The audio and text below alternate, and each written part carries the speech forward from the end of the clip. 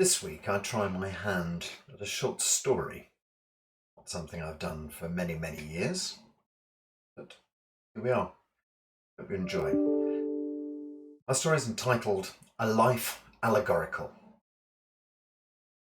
As he walked down Main Street, he was aware that this would be the last time. As times went, it was a pretty standard affair. You got to the garage, and after that, well, it dissolved into open countryside of scrub and dust for a while.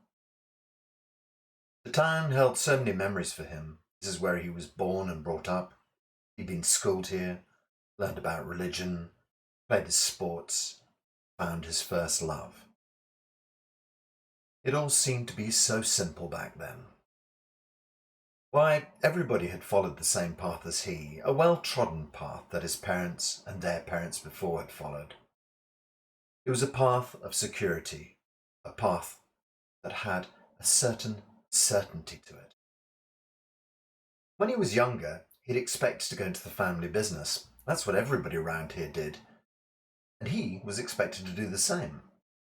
But of course, the economy had veered round so badly and so quickly that it had caught everybody off guard. And so many of the old ways had to be wound up and closed down. Of course, there were always promises that new things would come and take the place of the old. Some did, but last very long. So here he was, walking out of town. He'd always had his family to turn to when the going got rough, and often they'd turn to him too. But of late, they no longer seemed to be speaking the same language. As the old ones died away, there was less to hold them together, and deeper cracks were appearing daily. Blood is thicker than water, they'd say. But he felt that blood could run hot, but especially ice cold when it came to family. Blood might be thicker than water, but it really felt money is thicker than blood, final accounting. It was just as well they'd all been brought up in the church. Now, that really bound people together.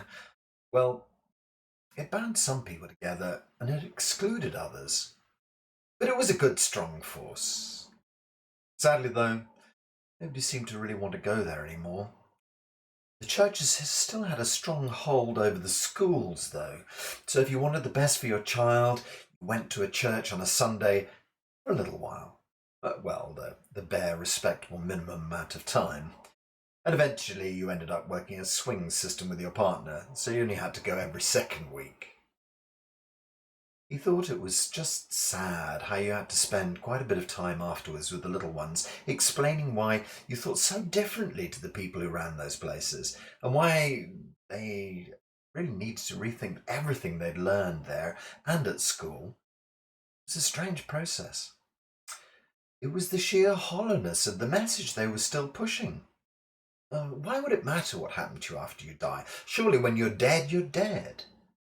They always seemed to think there would be a better version of death. What a bizarre idea, kind of like a death light, which always sounded really boring with angels and clouds and harps. So he felt now it was time for a change of scene. School had promised so much and delivered so little. Having left his first school aged about 11, he'd arrived at his senior school totally unprepared. He was unprepared emotionally, unprepared mentally, totally underprepared physically. He was a tiny boy, surrounded by these hoods. Mature boys were mean. They'd been taught to be mean by the system. They'd been taught that big boys never show their emotions, and that was a terrible weakness. They'd been taught that if anybody looked different to them, then they were to be suppressed in any way possible. That they should be physically suppressed was obvious, but what was even more important was that they should be crushed emotionally too.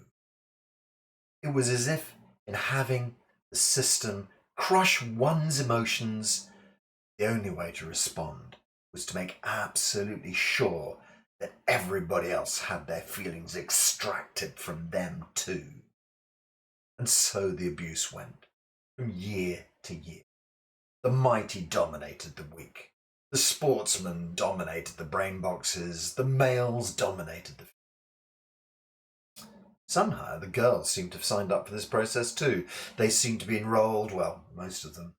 Clearly, as with the pecking order in the male society, the same applied to the female line. But this time it was beauty and then sport that dominated everything. You'd better not have dared to be different in this town. God forbid you came from another continent. Some people arrived from Africa, but by golly, they didn't stay long. They'd felt the approbation of the populace, and sometimes their sticks too. How the people had laughed, and sometimes still did on a Saturday night at the men's club. Well, that sounds really bad. The men's club, well, it allowed the ladies now. It wasn't like it was backwards here. The men's club had taken down the wall to the coal cellar when a new gas boiler had been installed, and they built a ladies' bar. Everybody had agreed it was a great advancement at the time. Not many people used it often, though, and it got very cold in winter. Still, it made a good place to keep mops and brooms. One or two families came from China to open a laundry, another a restaurant, and that did takeaways. The Chinese are okay. People don't mind them too much. They keep themselves to themselves, and they're basically half white anyway. As they say, people round here don't take well to change. They like things to stay the same. Well, it gives you security, you know. Things started to spiral a bit out of control a few years ago. Everybody had really rated Ryan. They thought him a strong man with a strong moral code. His record was unblemished. As a hunter, he was peerless. Nobody could run as fast, shoot as straight, arm wrestle as well as he. He was a real man's man, a prodigious drinker who loved to party late into night at the men's club. When it came to needing a new leader, there was actually very little discussion about it. His only opponent was Doug. Doug had got himself beaten so badly in a barroom brawl by those strangers from out of town. He was left deaf in one ear with such a shocking twitch and such a funny limp that he decided to pull out of the race, leaving it clear for Ryan to move into the top spot. Of course, there were stories about Ryan, but only whispered at home, never in public. From time to time, one of his children would come to the store for food because Mummy was too ill to go out shopping. He'd caught sight of her once. It looked like she'd walked into a door, poor thing. It was odd how often that happened. He thought people should have been more careful where they walked. Well, the wheels really started to come off when Ryan's secretary discovered Ryan and one of the young police officers both naked and playing with the officer's handcuffs and nightstick. It seemed that she got such a shock when she walked into a door too. However, it all turned out to be a misunderstanding. They'd been planning some sort of joke or other. Why in heaven's name would two guys want to get naked? It could only have been a hilarious prank of some sort they were playing. So it was just sort of sadly spoiled by Miss Sneak, by her untimely entry. I forget her name.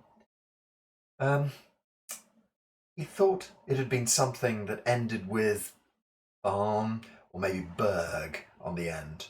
But for some reason his daddy had told him she changed it when she arrived in town to help her get on better. He never really understood what Daddy had meant by that. Goldberg, maybe? Changed it to Smith? Anyway, the town had seemed like a strange place ever since. So much that people could hold on to seemed to have shifted just out of grasp. When Grandpa got ill, the problems had started for him. Nobody knew what was making him so bad. It was easy to see that when Grandma had died the year before, that he'd become unhappy with his life. Soon he'd taken to his bed. Nobody liked that. They felt that vertical was the way we were made, and vertical should be the way we should stay until the final day. If you tripped up in the street, somebody would rush to stand you up again and dust you off, sending you on your way. It hadn't sat well with anybody that Grandpa wanted to lie down and not get up again. What a strange angle to look at life. Sideways. How crazy was the old man? And well, the thing that would get him up was a pill called Zumazol. The doctor told us it was the best that they had for this kind of thing, that it only had a few side effects. In the early days of his taking it, Grandpa had driven really fast at a telephone post, missing it because he'd had to shut one eye, and running down Mr. Yates's dog in the process. We'd all laughed when we'd found Grandpa raving and raging behind the wheel, with the car kind of perched on top of a small hummock, all four wheels still spinning, and Spotty arranged like a hood ornament dead on the bonnet of the car. Grandpa never seemed to be happy now. He'd done what everybody expected of him.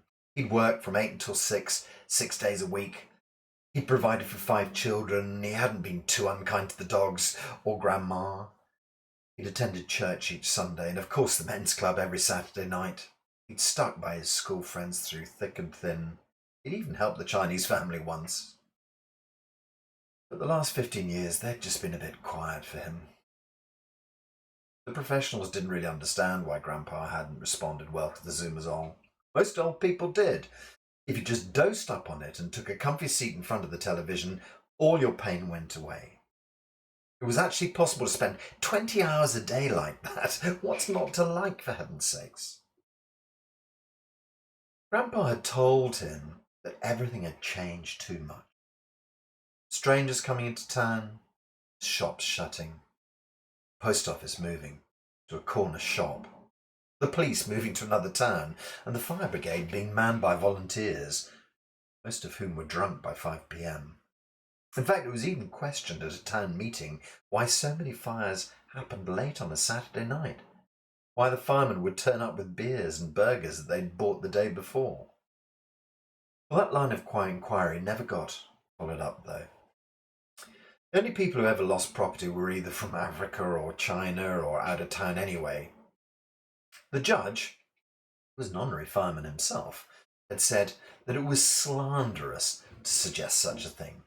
There was no case to answer, especially as the witness, Mr. Yip, had got himself beaten so badly that he couldn't even come to court.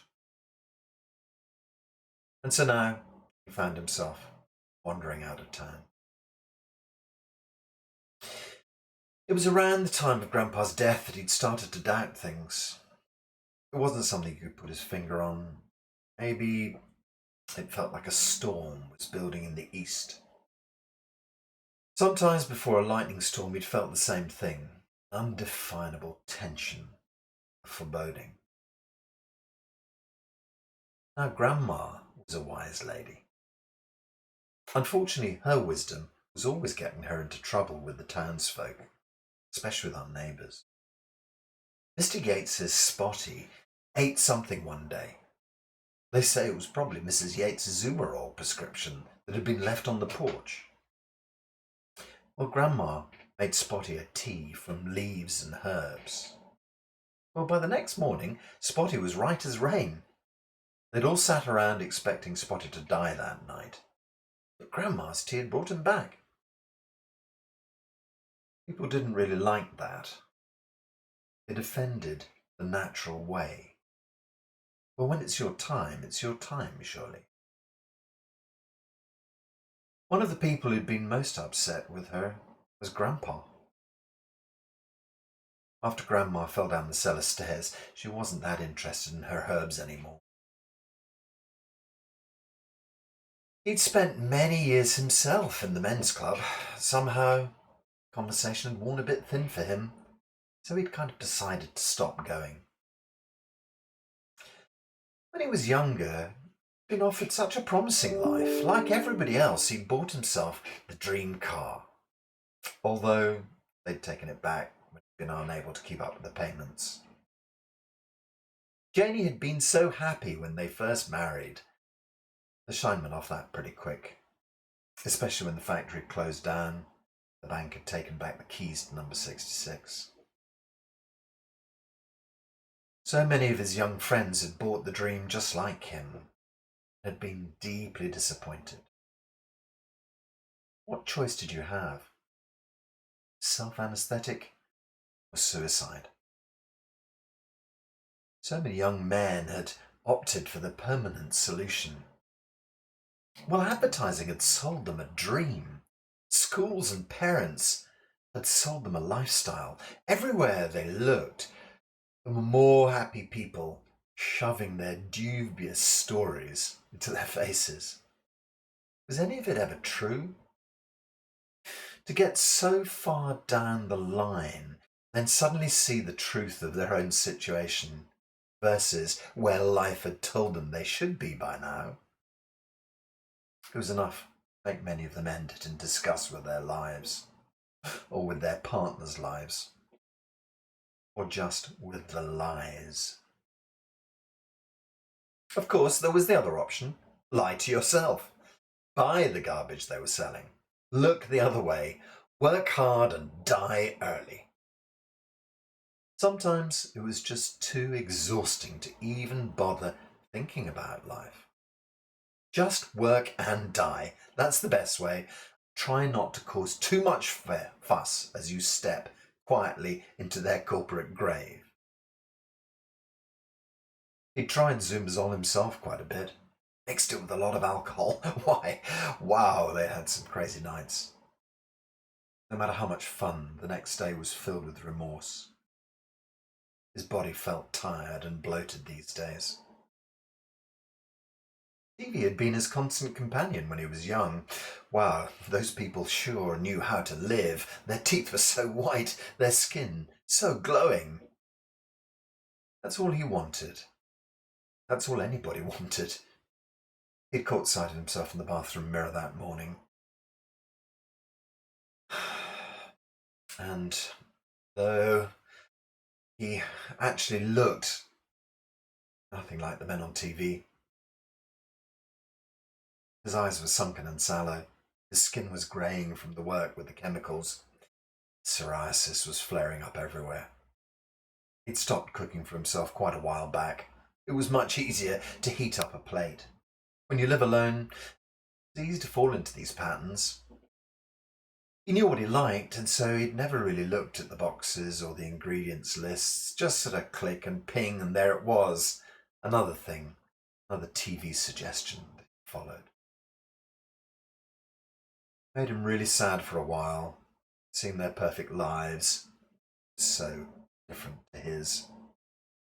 But for starters, they didn't have to deal with all this dust. There'd been a lot of green stuff around in the old days, but that was before the soft drinks bottling plant had turned up. It made so many new jobs, nobody had minded that the water table just got lower and lower. Over time, the plant got bigger, but the jobs became less, and the water never really came back. It's so dusty these days. We're thankful we can get bottled water at just over cost price from the factory shop. What a boon. Well, the turning point had come for him in Grandma's last days.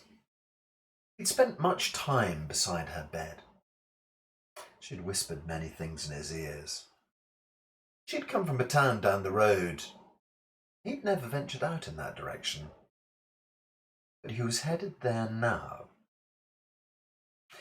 She'd told him that things were handled differently there. She'd once tried to go home, but Grandpa had gotten so cross with her.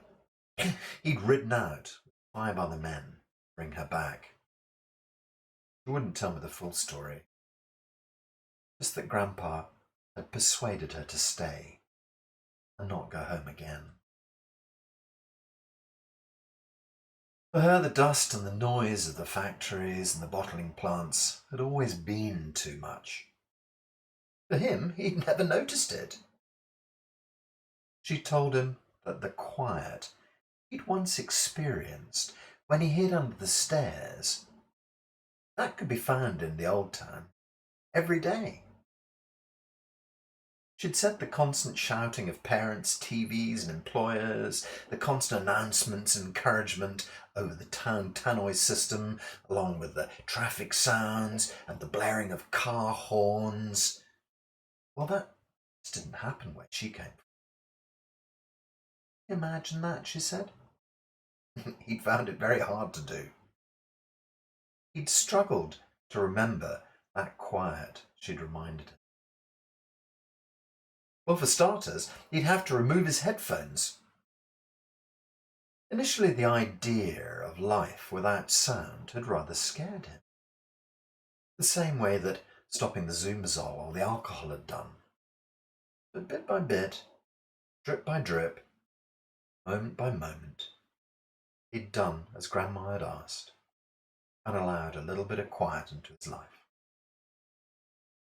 She'd also instructed him about the herbs in her garden, how to make teas to calm himself, how to bring his appetite back. Food had been an interesting rediscovery for him. He'd harvested her homegrown fruit and veg, such a funny old-fashioned thing to do. He'd remembered about cooking for himself. He was feeling stronger and better. Grandma's greatest gift was to tell him that he wasn't his story.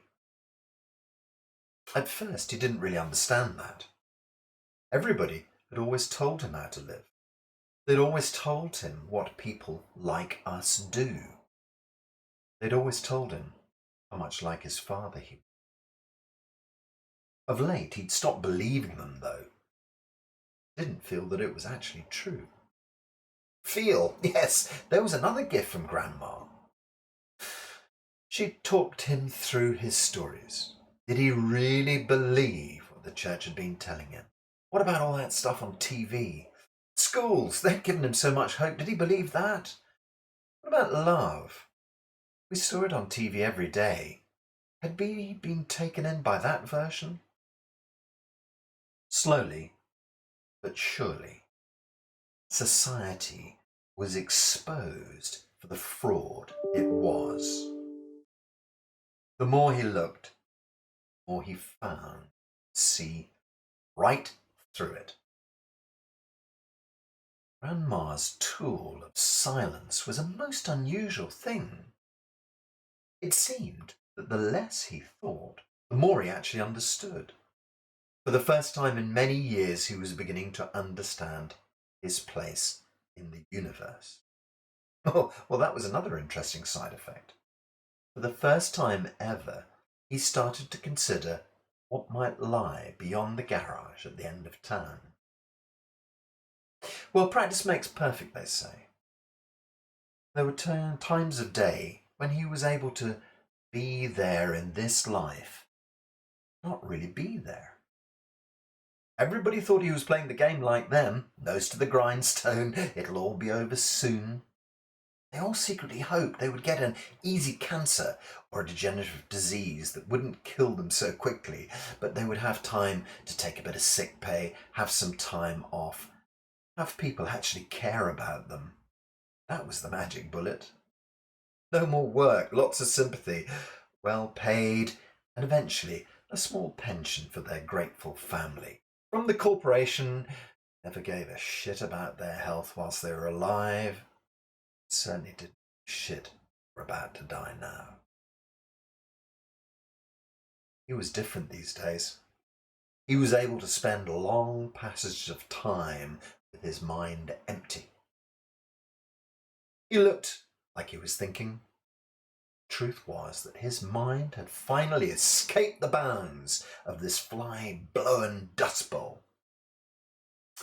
Shortly after his mind escaped, his body had started urging him to do so. That's why he was leaving the city limits right now. Nobody would come after him, not from this town. Nobody would really miss him. If the truth be told, most people had begun to think of him as odd.